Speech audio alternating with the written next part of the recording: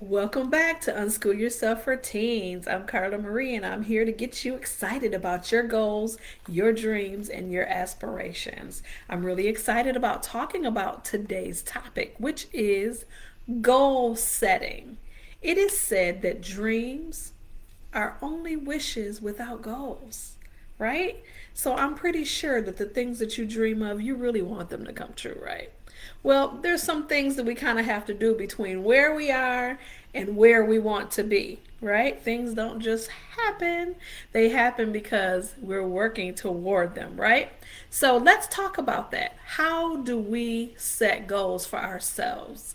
It's very important that we recognize that small goals are important and big goals are important. And it's important to plan how we're going to reach and attain those goals that we dream of, right? So let's get started. In this particular section, I want you to turn to your goal setting pages. Make sure that you start by reading the inspirational section first before you move on to the journal pages. The first page in the journal of this section is ask you one question. One day, I want to be an expert in the following areas. That's a pretty deep question, right? Trying to make you really think and dig deep on that one. What is it that you want to be an expert on? What do you want people to come to you for in your expertise? What is it that you want to be known for? What body of knowledge do you want to accumulate and help the world with? What kind of problems do you want to solve for those around you and those in your community and across the globe? What expertise do you want to attain? Now, there are some things that are kind of come natural to us, and then there are other things that we gain as we learn and we build skills on our own. What are those things that you want to be known as an expert? The next section, there's a few pages that will help you set goals for yourself for the following year. No matter when you do this journal, you can always start your goal pages right now. It doesn't have to start at the beginning of the year. It doesn't have to start at the beginning of a school year, traditional school year. You can start it whenever you are doing this journal. So the first question is, what types of books would I like to read this year? How would I like to share what I have learned with my family, with my friends, with those around me? What financial goals do I have for myself? Am I interested in learning math? What kind? What would I like to do and how would I like to do that? What new interest would I like to explore? Is there anything that I would like to stop doing this year? What kind of courses or classes, activities or sports would I like to be involved in? And, whether it's online groups, in person classes, self study, how would you like to pursue that body of knowledge? What tools do you need to reach those goals? Do you need a new computer, a gaming console, a sewing machine? What kinds of things do you need to be able to pursue those goals that you're setting for yourself? And what kind of support do you need from your parents? Your parents are a very big part of this self-directed learning journey. And so it's important that you include them in as you're filling out your journal, as you are completing these pages. They need to know a little bit more about you and the things the goals that you're setting for yourself, the things that you want to do, so that they can help lend those resources and the encouragement that you need to reach your goals. And then what kind of support do I need from others? Maybe a mentor, a coach, siblings, whoever it is.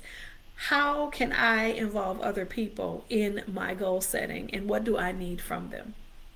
So, those are really important questions to ask yourself when it comes to setting your goals for the following year, following months, however long you want to far out you want to set them for. But it's important to have it written down so that you have a blueprint to go back to when you are planning your days, because the very next journal page is talking exactly about that.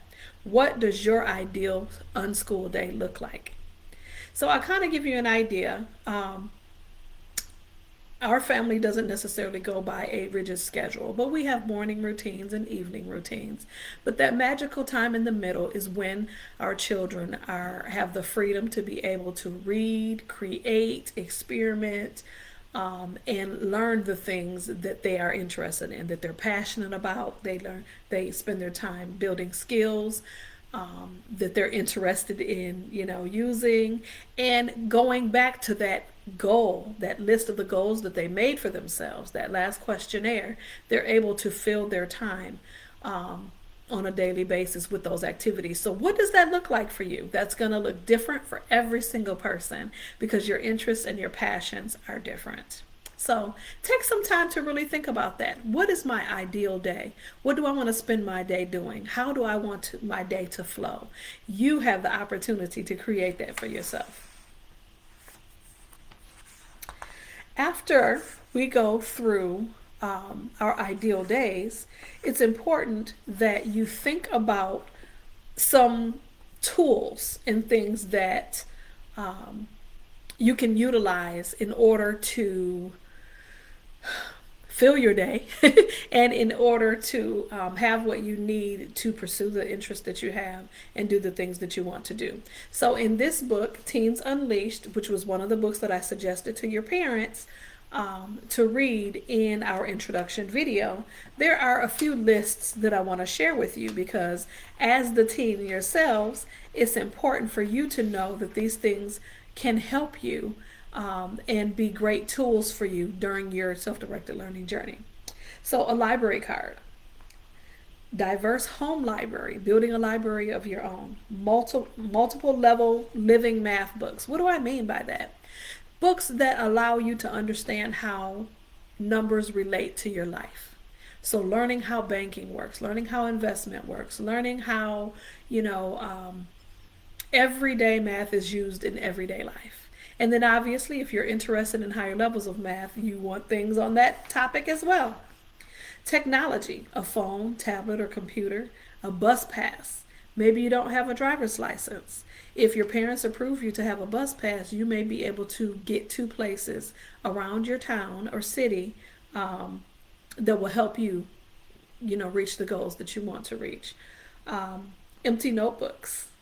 I give my kids empty notebooks and they fill them with amazing things. Art supplies, subscriptions to your favorite magazines or your favorite kinds of activities and things of that nature.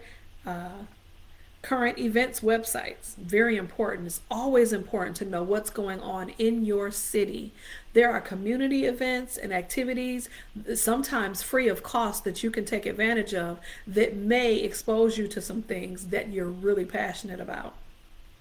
Board games and card games, parks and museum passes, a telescope, microscope, and slides. These are just some ideas to pique your curiosity and think about the tools that will help you get where you want to be. A gym membership, toolbox, bank account, part-time employment. I believe that the teens benefit greatly from being employed and learning how to work with the public. There are two websites, actually several websites, that you may be able to find very interesting courses that interest you and help you build skills that you want to build, such as edX.org, Coursera.org, Great Courses, Khan Academy, and I'm sure there are many more. Cookbooks and kitchen tools, volunteer opportunities. So those are just a very short list of things that would be helpful to get you out there and to get you involved and hands-on in doing some things that may interest you. Now let's talk about field trips, because field trips are a way to really get exposed to some amazing things, to new ideas, new concepts, to new people, to new cultures, but also you may get exposed to things that could spark a fire. And you may be interested in something that you never thought you'd be interested in just from the experience. So let's talk about a few of those things. Manufacturing plants, food candy factories, yum. Sports events, horse ranches, concerts, radio stations,